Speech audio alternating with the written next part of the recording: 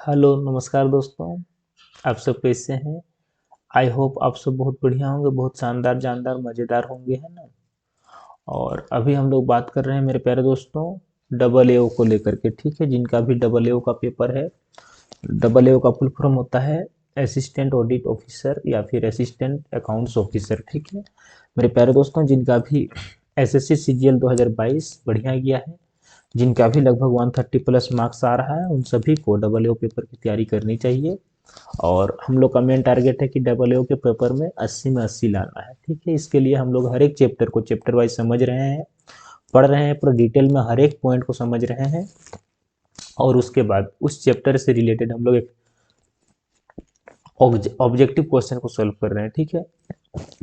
और ये सिलसिला हम लोगों का अभी 15 जनवरी तक चलेगा। 15 जनवरी के बाद हम लोग प्रीवियस ईयर पेपर पर डिस्कशन करेंगे, जो भी प्रीवियस ईयर में पेपर आए हुए हैं उन पर डिस्कशन करेंगे। और उसके बाद फिर से हम लोग एक्सपेक्टेड पेपर पर डिस्कशन करेंगे, यानी कि हम लोग अपना ओवरऑल तैयारी इस प्रकार से करेंगे कि हम लोग का मेन टारगेट है कि 80 में 80 लाना है, ठीक है। हम लोग इसीलिए काम कर रहे हैं कि हम लोग का मेन टारगेट है 80 आउट ऑफ 80, 80 में से 80 लाना, इसी के लिए हम लोग काम कर रहे हैं, ठीक है। मेरे प्यारे दोस्तों मैं जितना भी वीडियो अपलोड कर रहा हूँ, आप हर एक वीडियो को देखिए, कोई भी वीडियो को स्किप मत कीजिए। और नोट भी बनाइए, जहाँ पर इंपॉर्टेंट लगे वहाँ पर नोट बनाइए, ताकि क्या हो कि एग्जाम के टाइम आप लोग बस एक बार पलट के देख लें तो आप लोगों को काम बन जाए, है ना। और हम लोग इस प्रकार से तैयारी करेंगे कि हम लोग का एक भी क्वेश्चन गलत नहीं होगा। बस आप लोग एक काम कीजिएगा कि कंटिन्यूटी बनाए रखिए, रेगुलरिटी मेंटेन कीजिए, कंसिस्टेंसी बनाए रखिए। और थोड़ा सा आप लोग मदद के नाम पर इतना कर दीजिए कि इस वीडियो को मैक्सिमम शेयर कर दीजिएगा, ठीक है।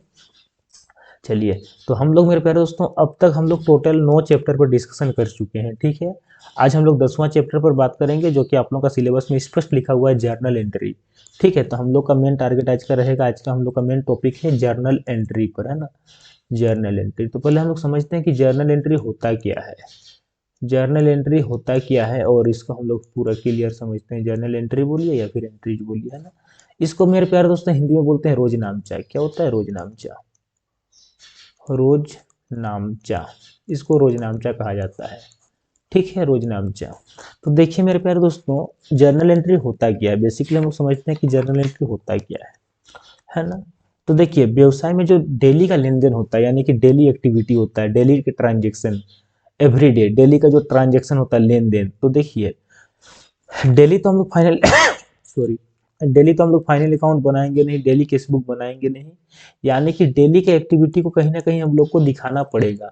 तो जहां पर हम लोग डेली का एक्टिविटी को दिखाते हैं जिस एंट्री में, उसी को कहते हैं जर्नल एंट्री।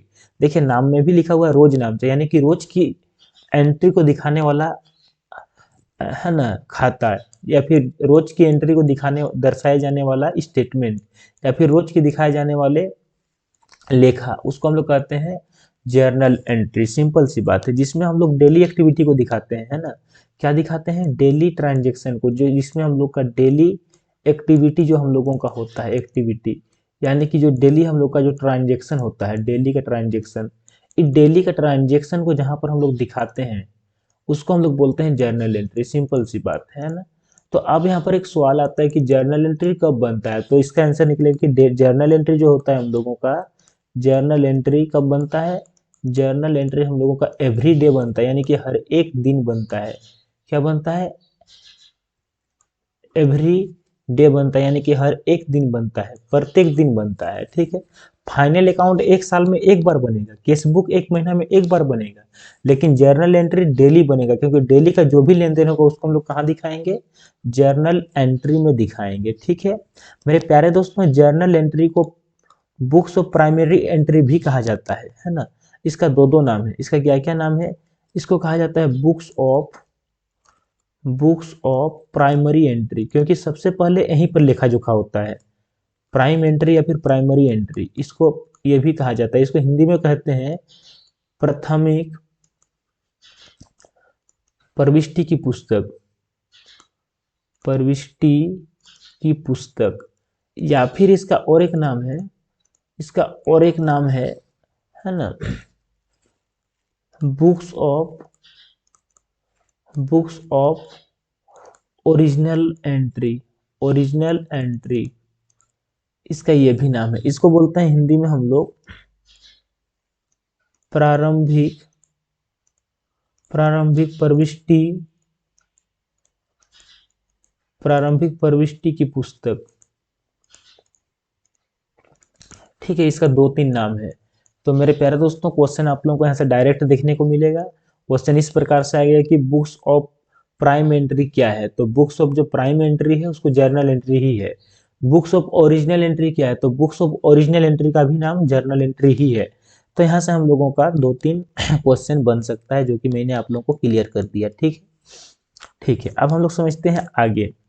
देखिए, जर्नल एंट्री, रोजनामचा है ना। देखिए, ध्यान दीजिएगा,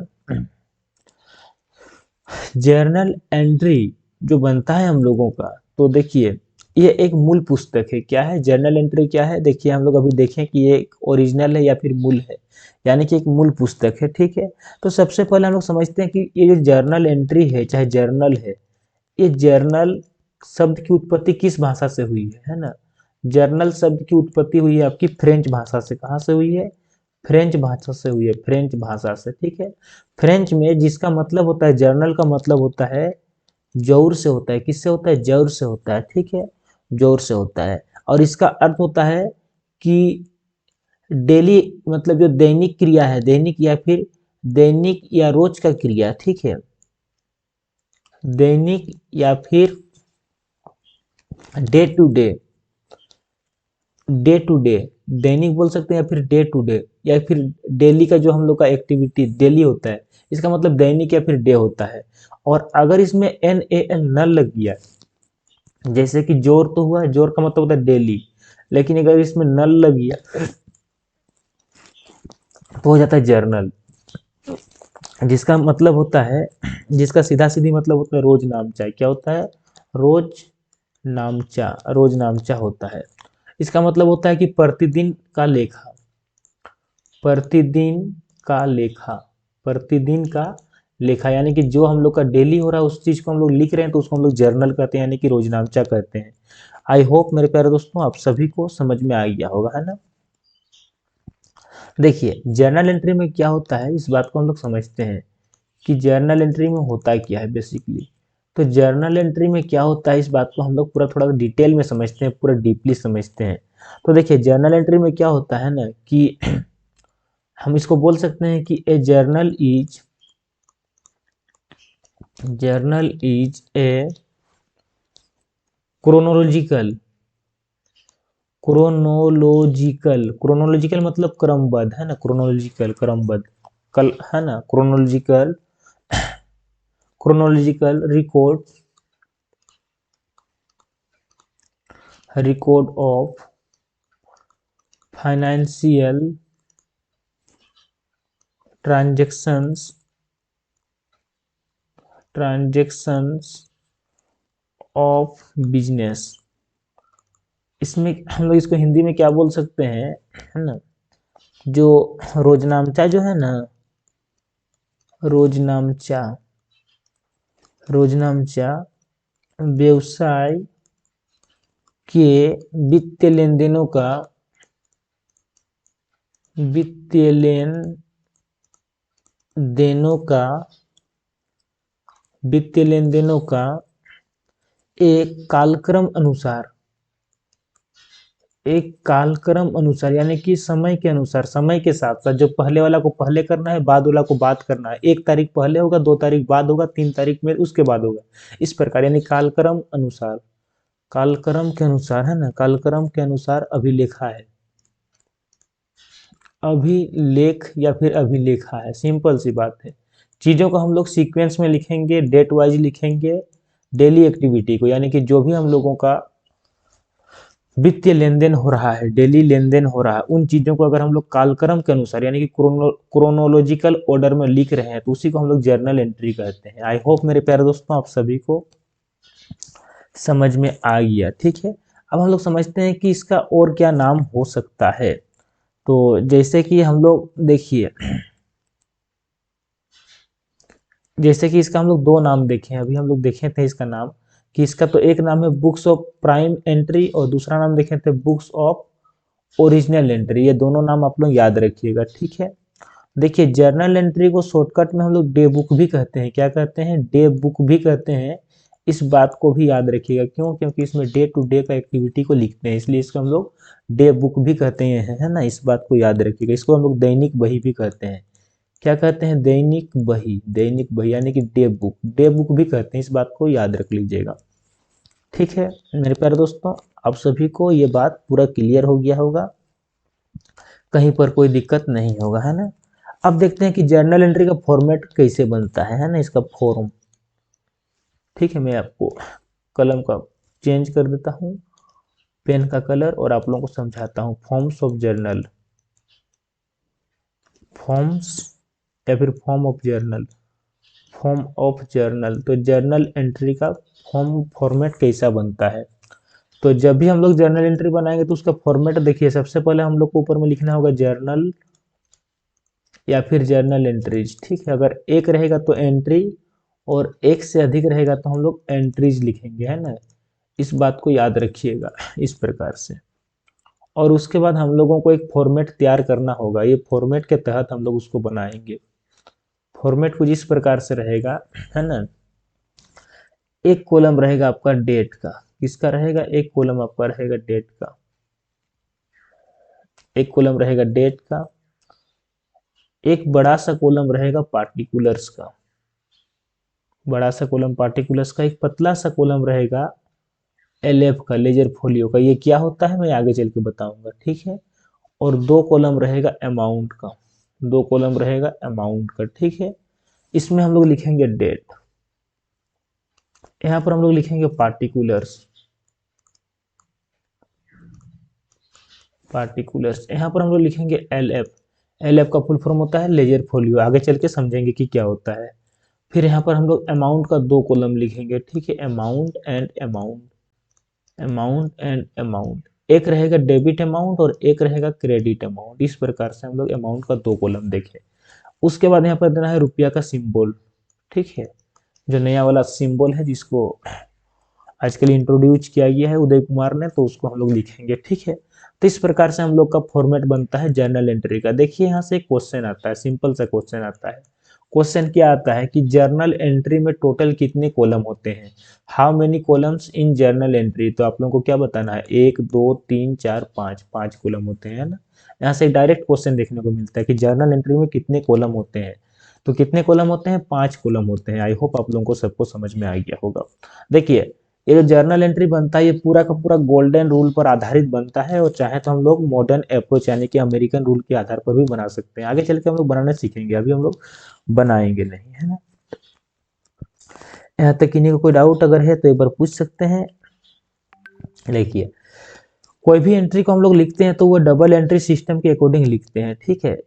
देखिए डबल एंट्री सिस्टम हमने समझाया है आप लोगों को, एक चैप्टर इसमें आप लोगों का था, है ना।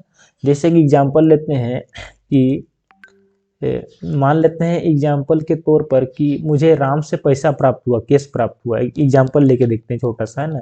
Cash receive from Ram, cash received from Ram, और हमको मिला 50,000। तो जर्नल कैसे बनेगा? आगे मैं चल के बहुत सारा क्वेश्चन कराऊंगा, घबराने की कोई बात नहीं। तो इसमें दो चीज देखने को मिल रहा है, एक देखने को मिल रहा है कैश और एक दिख रहा है राम। तो कैश कौन सा अकाउंट है? कैश है हम लोगों का रियल अकाउंट। तो रियल अकाउंट का नियम क्या कहता है? डेबिट व्हाट कम्स इन, आने वाले को डेबिट करो। तो मेरे पास कैश आ रहा तो हम कैश को डेबिट करेंगे, ठीक है। और राम कौन सा अकाउंट है? राम है हम लोगों का पर्सनल अकाउंट। तो पर्सनल अकाउंट का नियम क्या कहता है कि क्रेडिट द गिवर, जो देने वाला है उसको क्रेडिट करो। तो राम दे रहा है तो टू राम से अकाउंट 50,000, तो 50,000 यहाँ पर भी लिखेंगे, 50,000 यहाँ पर भी लिखेंगे, है ना।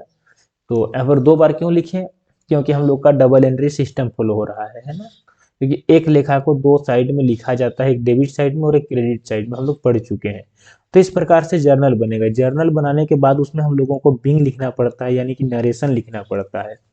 और नरेशन में क्या लिखना पड़ता है? जो हम लोगों को हुआ उसी को लिख देंगे। जैसे कि कैश रिसीव हुआ तो हम लिख देंगे cash receive from, cash received from Ram, from Ram, इस चीज को लिख देंगे, ठीक है। अमाउंट नहीं लिखेंगे क्योंकि अमाउंट तो ऑलरेडी लिख चुके हैं। और किस तारीख को मिला? मान लेते हैं ये 1 जनवरी को मिला है, 2000 22 2022 का जनवरी का 1 तारीख को। तो इस प्रकार से हम लोग का जर्नल एंट्री बनता है। एक बार हम इसको बंद कर देंगे, ठीक है। तो इस प्रकार से हम लोग जर्नल एंट्री बनाते हैं।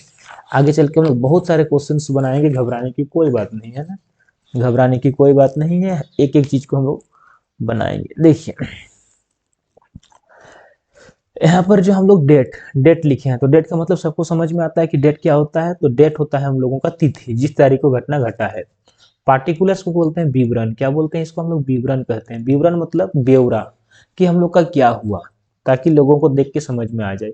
हाँ, अगर विवरण से आदमी को समझ में नहीं आ रहा तो उसका नरेशन जरूर लिखिए। तो इसलिए देखिए नरेशन लिखा जाता है, इसको बिंग को कहते हैं नरेशन। तो अगर किसी को एंट्री देख के समझ में नहीं आ रहा है तो उसमें हम लोग नरेशन को देख के वो समझ सकता है, ऑटोमेटिकली समझ जाएगा, क्योंकि उसमें पूरा मेंशन रहता है कि घटना किस प्रकार से घटा। ठीक है। अब बात है एलएफ की। तो एलएफ को समझाते हैं। अमाउंट तो समझ में आ गया कि एक अमाउंट डेबिट का है, एक अमाउंट क्रेडिट का है ना, क्योंकि डबल एंट्री सिस्टम में दो साइड में अमाउंट लिखना पड़ता है, एक डेबिट साइड में और एक क्रेडिट साइड में। ये बात आप लोगों को पता ही है। अब हम लोग समझते हैं कि एलएफ क्या होता है। तो चलिए हम लोग एलएफ को समझते हैं। एलएफ एलएफ बहुत बार आया है कि एलएफ का फुल फॉर्म क्या होता है। तो एलएफ का फुल फॉर्म होता है लेजर फोलियो। क्या होता है इसका फुल फॉर्म? होता है लेजर फोलियो। एक सेकेंड, इसका फुल फॉर्म होता है लेजर फोलियो। फोलियो है ना, फोलियो। सामान्यतः जान के रखिए कि इसका काम ना के बराबर है, बहुत कम है ना। ये कॉलम ऐसे खाली ही चल जाएगा, बहुत कम होगा। आगे चल के मैं बताऊंगा कि जब कोई एंट्री को डबल लिखा जाता है तो हम लोग बताएंगे उस चीज को। अभी नहीं, अभी उतना समझना नहीं है, आगे चल के समझ में आ जाएगा। इसका मतलब फुल फॉर्म जान के रख लीजिए, क्योंकि फुल फॉर्म आता है कि एलएफ का फुल फॉर्म क्या होता है। तो एलएफ का फुल फॉर्म होता है लेजर फोलियो, है ना, लेजर फोलियो। शॉर्टकट में इसको हम लोग एलएफ लिख देते हैं ना, एलएफ लिख देते हैं। तो ये आगे चल के हम लोग समझेंगे कि कोई भी अगर पृष्ठ संख्या है, खाता का अगर पृष्ठ संख्या है तो पृष्ठ संख्या लिखी जाती है ना, और उस पर बाद में हम लोग पोस्ट करते हैं। तो बाद में समझेंगे ये सब चीज, अभी अपनों को उतना समझना नहीं है। अच्छा, अब बात करते हैं अमाउंट का। तो अमाउंट का तो दो अमाउंट होता है। अमाउंट का दो होता है, एक डेबिट अमाउंट और एक क्रेडिट अमाउंट। दो अमाउंट होता है ना। ये क्यों होता है ऐसा? क्योंकि हम लोग पढ़ रहे हैं, हम लोग बना रहे हैं किसके अनुसार? डबल एंट्री सिस्टम के अनुसार। तो इसीलिए इसका दो कॉलम होता है, इसमें भी कोई दिक्कत नहीं है ना। अच्छा, अब हम लोग समझते हैं कि इसकी क्या विशेषता है जर्नल की, कि जर्नल में क्या क्या विशेषता है और उसके अकॉर्डिंग जर्नल होता है। जर्नल एंट्री की विशेषताएं, विशेषताएं है ना। विशेषता बोल दीजिए या फिर इसका फीचर्स बोल दीजिए, है ना। इंग्लिश में इसको फीचर्स बोलेंगे, फीचर्स, और हिंदी में इसको विशेषता बोलेंगे। हिंदी में क्या बोलेंगे? विशेषता। तो क्या क्या विशेषता होता है? तो देखिए इसमें क्या होता है ना, कि सबसे पहले तो ये हम लोगों का देखने को मिला कि प्राइम एंट्री है। प्राइम एंट्री यानी प्रथम पुस्तक या फिर ओरिजिनल, ओरिजिनल एंट्री है ना, original original book, original book है। इस हम लोग को समझ में आया है ना। इसका दूसरा नाम क्या देखें हम लोग? इसको हम लोग डे बुक भी कहते हैं, डे बुक भी कहते हैं। ये बात भी हम लोग समझें। दूसरा क्या है कि इसमें जो होता है, जो भी होता है ना, ये एक प्रकार का क्या है? सब्सिडरी पुस्तक भी है। सब्सिडरी सहायक, सहायक बही भी है, यानी कि सहायक पुस्तक भी है। इस बात को भी आप लोग याद रखिएगा। क्या है?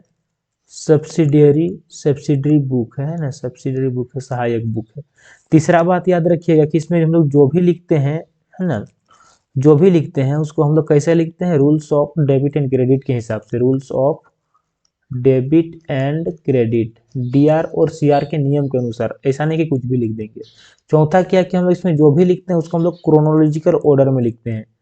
क्रोनोलॉजिकल ऑर्डर में लिखते हैं ना, क्रोनोलॉजिकल ऑर्डर में लिखते हैं, यानी कालक्रम के अनुसार, है ना, कालक्रम के अनुसार। कालक्रम के अनुसार कहने का मतलब, अगर 1 तारीख को जो घटना घटा उसको पहले लिखेंगे, 2 तारीख को उसके बाद लिखेंगे, 5 तारीख को उसके बाद लिखेंगे, है ना। यानी पहले जो घटना घटा उसको पहले लिखेंगे, उसको कालक्रम अनुसार बोलते हैं। तीसरा क्या है कि इसमें टोटल 5 कॉलम होता है। कितना कॉलम होता है? टोटल इसमें 5 खाने होते हैं, टोटल 5 कॉलम होते हैं, कॉलम होते हैं ना। छठा इसमें हम लोग क्या देखें? जर्नल एंट्री का एक और नाम है, जर्नल एंट्री को क्योंकि अकाउंटिंग का शुरुआत यहीं से होता है, जर्नल एंट्री से ही होता है, तो इसलिए इसको हम लोग खाता बही का प्रवेश द्वार भी कहते हैं, खाता बही का प्रवेश द्वार भी कहते हैं, प्रवेश द्वार, क्योंकि यहीं से खाता बही का कोई भी अकाउंटिंग का शुरुआत यहीं से होता है, यानी कि अकाउंटिंग जो है ना स्टार्टिंग यहीं से होता है, मतलब प्रवेश द्वार यही है जर्नल एंट्री। तो इतना बात आप लोगों को याद रखना होगा, है ना, इतना बात आप लोगों को याद रखना होगा। अगर यहाँ तक किन्हीं को भी कोई भी डाउट है तो एक बार पूछ सकते हैं, कमेंट बॉक्स में कमेंट कर सकते हैं। कमेंट करना बहुत ज़रूरी है, कमेंट कीजिए। मुझे आशा है कि आप लोगों का यहाँ तक कोई डाउट नहीं होगा, है ना। चलिए अब देखते हैं कि जर्नल एंट्री में लिखने का प्रोसेस को क्या कहते हैं, लेकिन उससे पहले हम लोग जानते हैं कि लिमिटेशन को, कुछ लिमिटेशन है इसकी, है ना, लिमिटेशंस ऑफ जर्नल, जर्नल की कुछ लिमिटेशंस हैं, उस लिमिटेशन को हम लोग समझते हैं, है ना। जर्नल की सीमाएं, जर्नल या फिर रोजनामचे की सीमाएं, रोजनामचे की सीमाएं, की सीमाएं तो हैं। अब देखते हैं कि क्या क्या सीमा है इसकी, है ना, क्या क्या सीमाएं हैं रोजनामचे की सीमाएं। तो देखिए रोजनामचे की सीमाएं है, तो सबसे पहले यह जो है हम लोगों का रोजनामचा जो होता है ये बहुत मोटी है ना, कहने का मतलब ये होता है कि ये आकार में बहुत मोटी होती है, क्योंकि छोटा मोटा बुक में हम लोग अगर जर्नल एंट्री करेंगे तो तुरंत खत्म हो जाएगा। तो ये क्या होता है, बहुत मोटी होती है, क्या होती है, बहुत मोटी होती है, ये एक इसका लिमिटेशन है। कहने का मतलब ये जो है ना बुल्की एंड वॉल्यूमिनस होती है, वॉल्यूमिनस होती है। दूसरी क्या है, इसकी सूचना में विलंब होती है, सूचना में विलंब होती है, कहने का मतलब डिले होता है, डिले इन इंफॉर्मेशन, इंफॉर्मेशन में डिले होता है। ये बात मैं इसे इसलिए कह रहा हूं, इंफॉर्मेशन, क्योंकि बहुत ऐसी घटनाएं जब तक उसका सटीक भावचार ना बने तब तक हम लोग उसको नहीं लिख सकते हैं ना, इसलिए डिले होता है। थर्ड क्या है, ये एक प्रकार का टाइम एंड कॉस्ट कंज्यूमिंग है ना, समय एवं व्यय अधिक लगना, बिल्कुल सही बात है।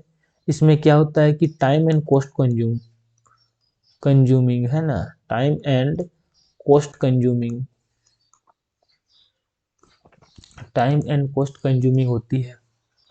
ठीक है, नेक्स्ट देखते हैं कि रोकड़ शेष ज्ञात करना, रोकड़ शेष ज्ञात करना,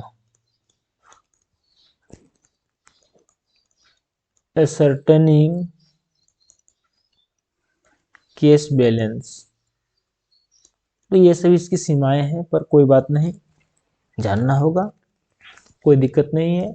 अब समझते हैं मेरे प्यारे दोस्तों, जो हम लोग जर्नल एंट्री बनाते हैं तो जर्नल एंट्री में लिखने की प्रोसेस को, यानी कि ये जो एक काम है इस कार्य को क्या कहा जाता है, यानी जर्नल एंट्री बनाने का जो क्रिया है इस काम को कहते हैं क्या है। जैसे आप लोग पढ़ रहे हैं, तो अभी आप लोग पढ़ रहे हैं, इसको हम लोग स्टडी कहते हैं कि आप लोग स्टडी कर रहे हैं, है ना। कोई अगर कुछ चला रहा है, बाइक चला रहा है, मोटरसाइकिल कार चला रहा है, तो बोलते हैं ड्राइविंग कर रहा है ना। और जैसे मैं आप लोगों को पढ़ा रहा हूँ तो मैं कहूँगा कि मैं टीचिंग कर रहा हूँ।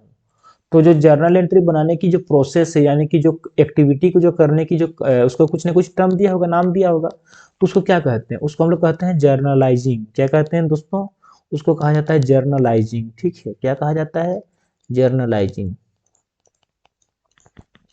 जर्नलाइजिंग, यानी जर्नल एंट्री बनाने की, है ना, जर्नल एंट्री या फिर जर्नल में लेखा करने की क्रिया को, जर्नल एंट्री करने की क्रिया को जर्नलाइजिंग कहा जाता है।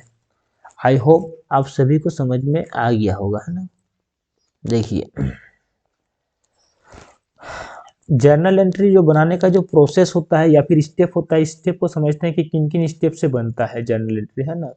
प्रोसेस एंड, मैं पेन का कलर चेंज कर देता हूँ।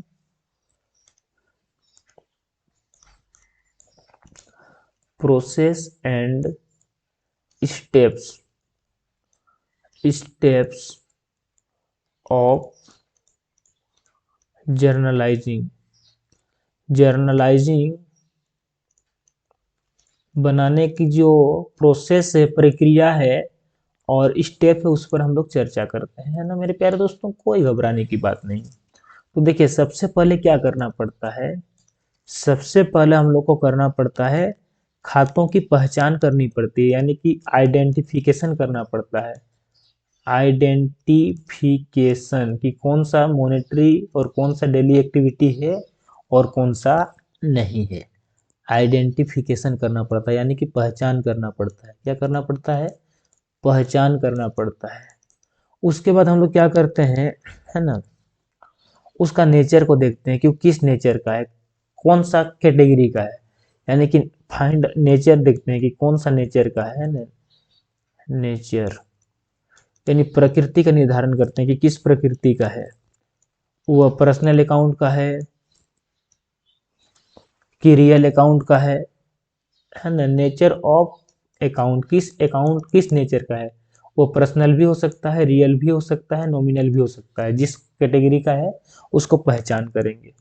थर्ड में क्या करते हैं उसको हम लोग कि rules and follow of rules and follow of rules of debit and credit, debit and credit का नियम का लागू करेंगे, है ना। उसके बाद क्या करेंगे हम लोग, उसके बाद हम लोग जर्नल में लेखा करेंगे, यानी कि जर्नलाइजिंग करेंगे, जर्नलाइजिंग करेंगे। और जर्नलाइजिंग के बाद में लास्ट में क्या करते हैं हम लोग, है ना, टोटल निकालते हैं, टोटल, या फिर इसी को कहते हैं हम लोग ग्रैंड टोटल भी कहते हैं, ग्रांड टोटल भी निकालते हैं। तो इतना स्टेप करने से हम लोगों का जर्नल एंट्री कंप्लीट होता है। ठीक है, आगे चल के समझाएंगे, आप लोगों को घबराने की कोई बात नहीं है। आगे आप लोगों को हर एक चीज़ समझ में आएगा, कोई ऐसी चीज़ नहीं है जो आप लोगों को समझ में ना आए, है ना। अच्छा, जैसे कि मैंने आप लोगों को बताया है, डेबिट एंड क्रेडिट का रूल बताया है कि पूरा डिटेल में, कि घबराने की कोई बात नहीं है। हम लोग उसमें समझे हैं कि अकाउंट को 3 प्रकार से बांटा गया है अकॉर्डिंग टू ट्रेडिशनल अप्रोच या फिर English system. Personal account, real account और नॉमिनल अकाउंट, और हर एक का अपना अपना रूल है जिसको बोलते हैं गोल्डन रूल, है ना। और उसी के अकॉर्डिंग बनता है जर्नल एंट्री, है ना। उसके बाद हम लोग देखें कि मॉडर्न अप्रोच होता है, तो मॉडर्न अप्रोच में होता है कि इसमें 5 कैटेगरी है, assets, liability, capital, expenses and income, और सबका अपना अपना रूल है। तो यही सारे नियम से बनता है जर्नल एंट्री, कोई घबराने की बात नहीं है ना, कोई घबराने की बात नहीं है। तो अब हम लोग कुछ बातों पर चर्चा करते हैं, सिंपल सिंपल देखते हैं और मोटे तौर पर बात करते हैं, घबराने की कोई बात नहीं। और हम लोग फिर क्लास में हम लोग क्वेश्चन के माध्यम से हर एक चीज़ को समझेंगे, है ना, क्वेश्चन के माध्यम से समझेंगे। अभी हम लोग चीज़ों को मोटा मोटी समझते हैं कि जर्नल एंट्री में कौन कौन सा एंट्री होता है और कौन कौन सा एंट्री नहीं होता है ना। देखिए सबसे पहले हम लोग बात करते हैं कि सबसे पहले हम लोग देखते हैं कि शॉर्टकट में समझते हैं, कोई बहुत बड़ी बात नहीं है। ऐसे क्वेश्चन हम लोग बहुत डिस्कशन करेंगे, घबराने की कोई बात नहीं है। समय के साथ साथ हम लोग एक एक एंट्री को समझेंगे और बहुत सारे क्वेश्चंस को डिस्कशन करेंगे। क्वेश्चन के द्वारा हम ज़्यादा आप लोगों को क्लियर कर देंगे, है ना। लेकिन फिलहाल हम लोग थोड़ा सा समझते हैं कि देखिए प्रोप्राइटर का मतलब होता है स्वामी। प्रोप्राइटर मतलब क्या होता है, स्वामी होता है। स्वामी को प्रोप्राइटर कहा जाता है ना। प्रोप्राइटर का मतलब होता है स्वामी, प्रोप्राइटर, प्रोप्राइटर का मतलब होता है स्वामी। तो स्वामी का खाता किस प्रकार से हम लोग बनाते हैं, अकाउंट में, अकाउंट को शॉर्टकट में A/C लिख देंगे तो चलेगा, है ना। तो देखिए जर्नल कैसे बनता है, तो जब यह रोकड़ से व्यापार प्रारंभ करता है, क्या करता है, जब रोकड़ से, रोकड़ से व्यापार प्रारंभ करता है, व्यापार प्रारंभ करता है, है ना। यानी कि जब पैसा लगा करके व्यापार प्रारंभ करता है तो जर्नल कैसे बनेगा, जर्नल बनेगा कैश अकाउंट डेबिट और टू कैपिटल अकाउंट। ये क्या होता है, कैसे होता है, आगे चल के समझाएंगे, है ना। जब वह रोकड़ के अलावा अन्य चीजें भी लगाता है, जब रोकड़ के साथ स्टॉक, मशीनरी इत्यादि भी लगाता है ना, ईटीसी भी लगाता है तो क्या बनेगा, तो कैश लगा रहा तो कैश अकाउंट डेबिट होगा, स्टॉक लगा रहा है तो purchase account debit, purchase account debit करेंगे, और मशीनरी लगा रहा तो मशीनरी अकाउंट डेबिट करेंगे, और टू, ये सब डेबिट होगा, ये भी डेबिट होगा, ये भी डेबिट होगा, ये भी डेबिट होगा, और टू कैपिटल अकाउंट। ये सारा का सारा गोल्डन रूल पर आधारित है, आगे चल के मैं समझाऊंगा। बिल्कुल। अब देखिए, जब नेक्स्ट है, जब बैंक में पैसा या रोकड़, बैंक में रोकड़ जमा किया जाता है, रोकड़ जमा किया जाता है, किया जाता है, तो जर्नल क्या बनेगा, बैंक अकाउंट डेबिट और टू कैश अकाउंट। ये मैं सारा का सारा समझाऊंगा, घबराइएगा मत, है ना। ऐसे में बहुत सारा क्वेश्चन प्रैक्टिस कराऊंगा। तो इस प्रकार से बनता है जर्नल एंट्री, ठीक है। जब आहरण करता है, जब पैसा निकालता है, जब आहरण करता है, व्हेन डूइंग ड्रॉइंग, है ना, जब आहरण करता है, जब आहरण करता है स्वामी, तो जर्नल क्या बनता है, ड्रॉइंग अकाउंट डेबिट, और जिस चीज का आहरण करेगा, अगर पैसा निकाल रहा है तो टू कैश अकाउंट होगा, अगर सामान निकाल रहा है तो टू परचेज अकाउंट होगा, है ना। इस प्रकार से बनता है। यहाँ तक कोई डाउट किन्हीं को नहीं है, बिल्कुल नहीं होना चाहिए। जब माल का क्रय होता है, जब हम लोग क्या करते हैं, माल क्रय करते हैं, तो देखिए जब माल को क्रय करते हैं तो एक बात याद रख लीजिएगा, माल का क्रय होने पर क्या होता है, परचेज अकाउंट डेबिट और टू कैश अकाउंट, अगर नगद खरीदें तो, और अगर नगद नहीं खरीदें, उधारी खरीदें, तो जिस आदमी से हम उधारी खरीदे हैं, राम श्याम मोहन, तो हम लोग उसका नाम लिखेंगे, ठीक है। इस प्रकार से बनता है, आगे चल के समझाएंगे, घबराइए मत, बिल्कुल भी नहीं घबराना है ना। ये सारे चीजें मैं आगे चल के चर्चा करूंगा, बिल्कुल। आगे चल के मैं स्पेशल क्लास, स्पेशल टॉपिक, इसका छोटा सा वीडियो बनाऊंगा जिसमें एक एक चीज को मैं समझाऊंगा, है ना। तो अभी घबराने की कोई बात नहीं है। अगर देखा जाए तो हम लोग मोटा मोटी हर एक चीज को देख ही लिए, कोई ऐसा चीज छूट नहीं रहा है जो हम लोग का है इस चैप्टर में। बस हम लोग जर्नल एंट्री का जो पोस्टिंग का एंट्री है उसको हम लोग समझेंगे एक वीडियो में, फिर हम लोग क्वेश्चंस बनाएंगे, है ना। तो मेरे प्यारे दोस्तों, लगभग हम लोग ओवरऑल इस चैप्टर को हल्का फुल्का समझ ही लिए हैं। हल्का फुल्का नहीं, मैंने पूरा डिटेल ही समझा दिया है ना, लेकिन अभी भी थोड़ा बाकी है इसमें। तो इस वीडियो को मैं यहीं अंत करूंगा, क्योंकि इसके बाद की जो कथा है इसको हम लोग नेक्स्ट वीडियो में आगे बढ़ाएंगे।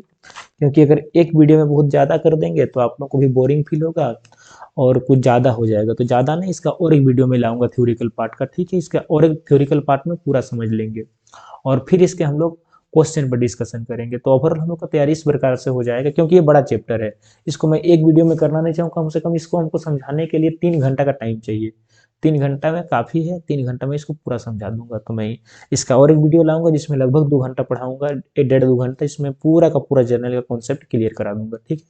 तो आज के लिए मेरे प्यारे दोस्तों बस इतना ही। आप लोगों को मैं फिर से कहूँगा कि अगर वीडियो अच्छा लगा तो लाइक कीजिए, अगर चैनल में नए हैं तो सब्सक्राइब कीजिए, और कोशिश कीजिए कि मैक्सिमम लोगों तक शेयर करने का, क्योंकि हर कोई इसका फायदा उठा पाए, ठीक है। मैं आप लोगों के लिए इतना मेहनत कर रहा हूँ तो आप लोगों का भी फर्ज बनता है थोड़ा सा सपोर्ट करना, है ना। तो चलिए दोस्तों, मिलते हैं नेक्स्ट वीडियो में, तब तक आप सब हंसते रहिए, मुस्कुराते रहिए, पढ़ते रहिए, आगे बढ़ते रहिए। All the best, thank you.